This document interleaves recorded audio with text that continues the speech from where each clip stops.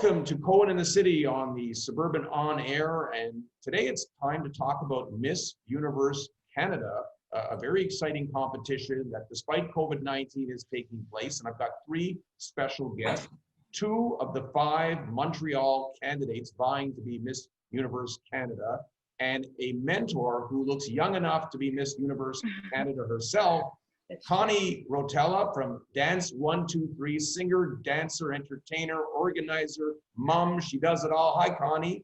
Hi, Mike. It's always a pleasure to see you. It's great to have Connie with me. And Connie was the one who introduced me to Kalika Hastings, and Kalika from Montreal, of course. Welcome, Kalika. Thank you. Thanks for having me. And we have Marina Sabithi with us as well, another contestant in Miss Universe Canada. Welcome, Marina. Thank you so much. Well, you have such interesting backgrounds, and I'm going to start off with Connie. Connie, you've been involved in competitions, pageants, most of your life. How did you get involved in Miss Universe Canada? Well, she just literally landed in my studio with her modeling coach. And then from there, we hit it off. The energy was amazing. And we were working more on public speaking and how to be comfortable in your body and how to present. And this is all things that I do because of the dance world that I'm in. So I've been helping and mentoring Kalika in what's ahead for her in this whole Miss Universe Canada event. So Kalika, you're an entrepreneur, a publicist. Yes. You do a lot of different things. What made you want to go into Miss Universe Canada?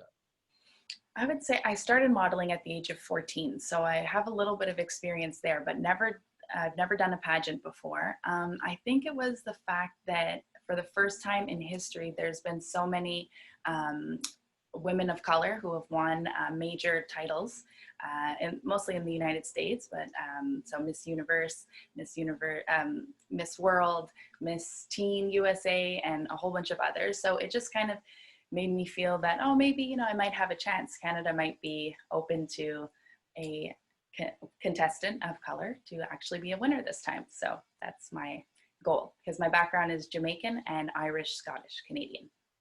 I've been reading up on this contest, and Marina, you're an interesting situation because you only arrived in Montreal in February 2019. This is exactly. And you're from Kuwait. So how does a young lady from Kuwait, who also I see spent a lot of time studying in India, become a contestant in Miss Universe Canada? How did that all happen? Yeah, and exactly. Like actually, I was born and brought up in Kuwait. So I came to India just for 3 years to do my bachelor's. And then after that, I was planning to move to a country. So there was a dilemma between US and Canada, all of that. So I finally landed up in Canada. So I've already applied for Miss World Canada. So they told me you're a student, so you cannot be a contestant. So I always had a dream of being in Miss Universe. I tried in India as well.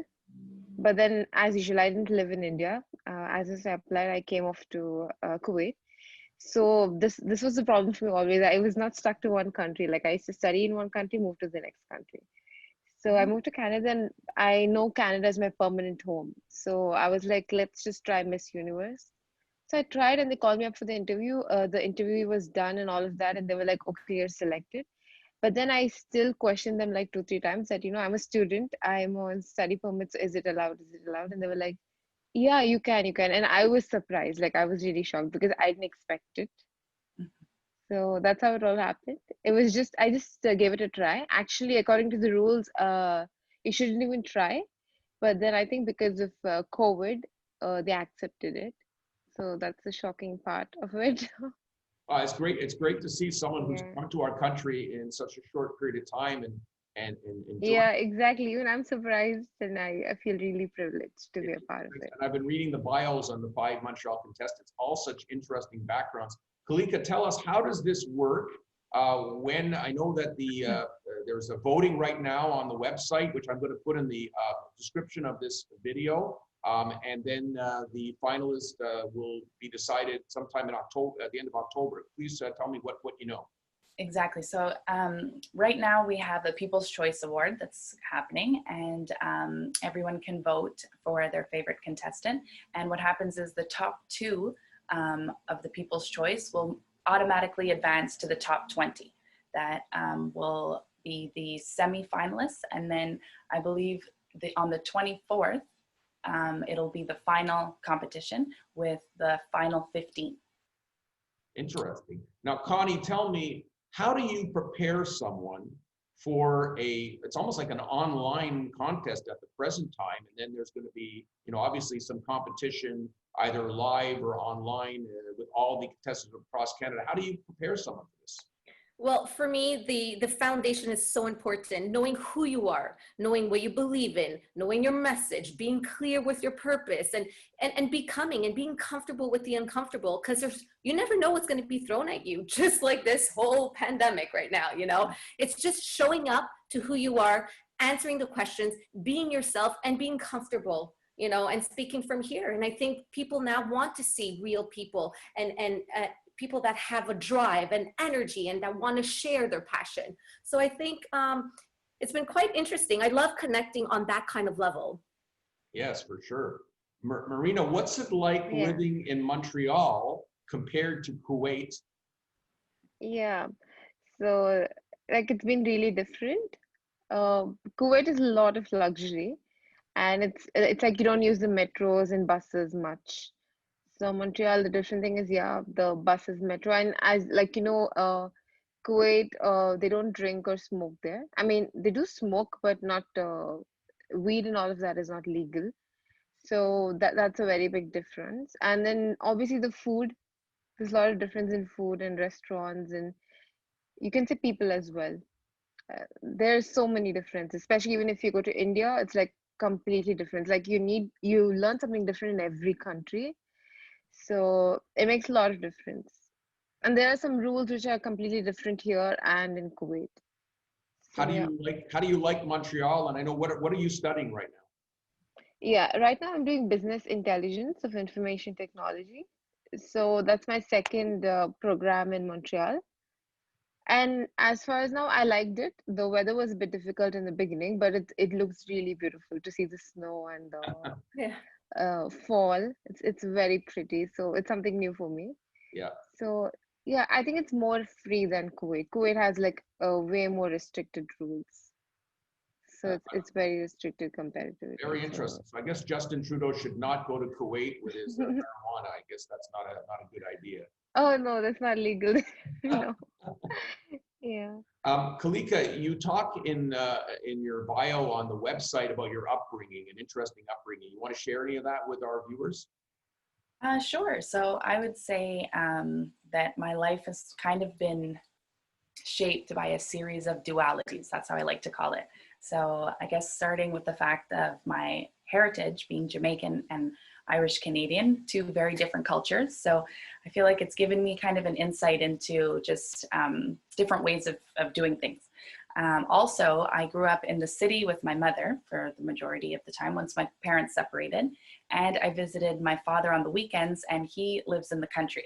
So I got to experience both worlds. I had to go from being a city girl, going to Dunray Gardens Elementary, shout out Dunray Gardens, and to on the weekends being in the country. So doing everything from playing with frogs, camping, being in the lake, like just really extremely different worlds. And finally, with my mom, I'm an only child at home, but then when I would visit my father, I had my siblings there. So it was just constantly having to figure out, okay, well, what's my identity now and how can I relate to this new situation? So I think it's kind of built me a versatile character in a way. Very interesting. Marina, a last question for you. And I noticed in your background, you're also a singer. So how long have you been singing for? Yeah, so a singer, it's like actually my dad is a piano player, so he makes songs for the church. So whenever we have like church anniversaries and Christmas, he makes songs for it. And my mom is a worship leader. So because of both of that, like it eventually came into me. So from my childhood, I know what music's like. I have an idea about it. Even if we didn't go for training, me and my siblings, we used to just catch up music very easily. So yeah, in the church, I've been singing since few years. In India, I sang like for 3 years in the worship team. And before that, in Kuwait, it's not exactly worship team, but we used to give like solo performances, like from the Sunday school, or me and my cousins, like three of us together, we used to sing for the church. So yeah.